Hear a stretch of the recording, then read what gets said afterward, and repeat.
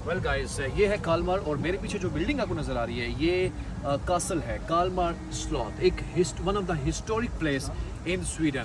और आप क्या जानते हैं कि इसकी तामीर कब शुरू हुई थी? जान के आप हैरान हो जाएंगे।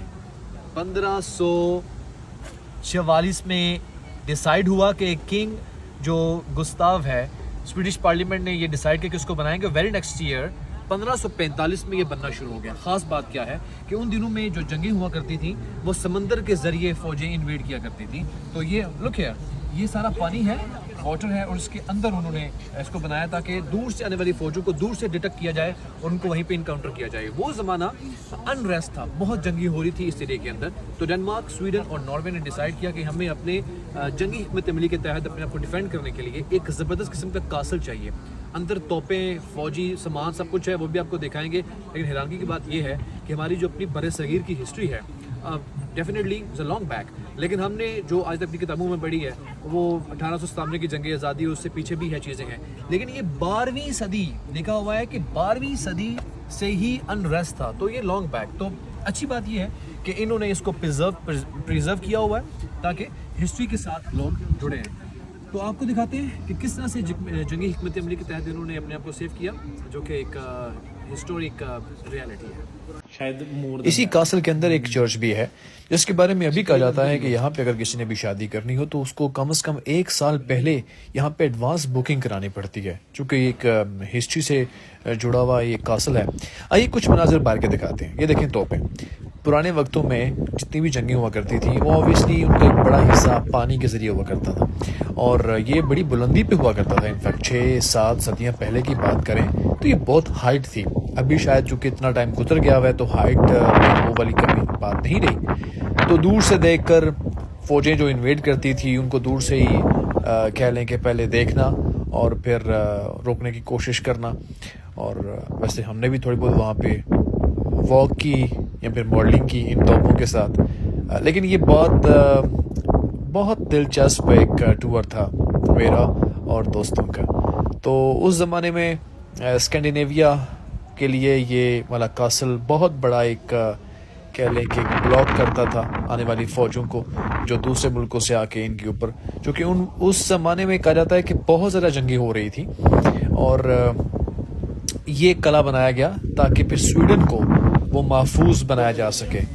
तो अगर आप विज़िट करने के लिए यहाँ पे आएँ तो आपको एक एक चीज़ विज़िट करनी चाहिए। हम थोड़ा जल्दी में थे, ठीक से विज़िट नहीं कर। अभी हम आपको कैद खाना दिखाएंगे कि यहाँ पे ख़वातीन का भी कैद खाना है। कालमार कासल के अंदर आज से 600-700 साल पहले ख़वातीन जो कैदी थी प्रिजन, उनको इस कासल के अंदर कैसे कैद में रखा जाता था, ऐसे मनाजिर कि आपकी रूह भी कांप जाए। मैं आपको दिखाते हैं।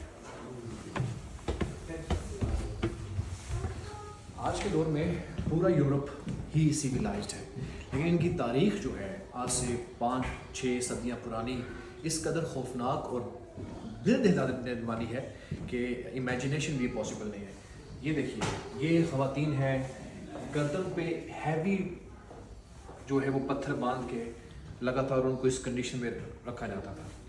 फॉरवर्ड जिंदा दरगोर का हम सुना करते थे, ऐसे इनको मतलब इनफैक्ट कैद है, दफना नहीं रहे, कैद है इनफैक्ट ज़मीन के अंदर, बस फेस बाहर रख दिया। ओके, कोड़े ख़वातीन की बात हो रही है, कम इनको इस हालत के अंदर पानी में रखा गया है कि जिस्म ही गल जाए और लंबे लंबे टाइम के लिए। ये आई थिंक वो तोक होता है, तो ये बहुत डेंजरस किस्म की एक सज़ा है कि गर्दन फारग हो जाती है, हाथ फारग हो जाते हैं। वो यहाँ पे मैंने दिखाया है, उसको एक्सप्लेन भी किया हुआ सारा। अभी इस टाइम पे लुक,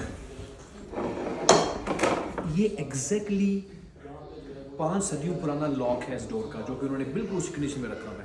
यहाँ पे ख़वातीन कैदी को अभी यहाँ पे रोशनी है, फीलिंग वो शायद उस तरह से ना आ रही हो, लेकिन वो अंधेरा यहाँ पे हुआ करता था।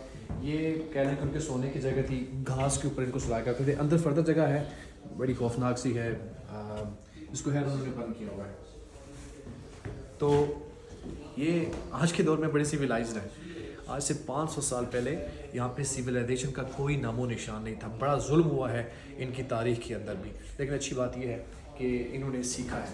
ये भी एक सजा के तौर पे एक कह लेंगे टूल है कि खवातीन की इसके अंदर जो है वो टांगे फंसा के और ये नीचे से इसको लाइक हैंग करते थे। लाइक आपकी ये जो ये पिंडलियाँ हैं सारा वजन पिंडली में पड़ रहा है और लंबे टाइम के लिए।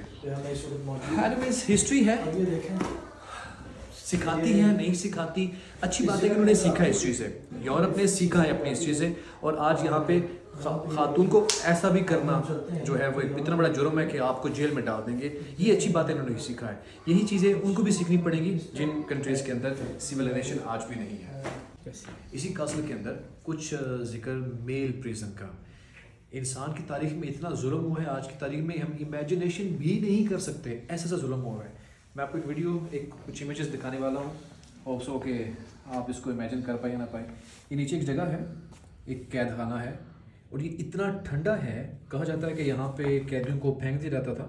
जैसे कि आप वो देख सकते हैं एज अ डेमो कि साइडों पे पानी है समंदर का और उसकी वजह से यहाँ पे इस कदर ठंड हो जाती थी, बीमारियाँ लगती थी। देयर इज़ नो ब्लैंकेट, कोई चादर गर्म कपड़े नहीं है, खाने का पीने का सिस्टम नहीं है।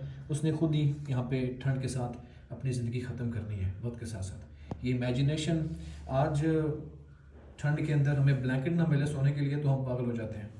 और ये समंदर का पानी सराउंडिंग में इसको दीवारों को बार बार लग रहा है और इसने अपने मरने का यहाँ पे वेट करना है। ये है हिस्ट्री।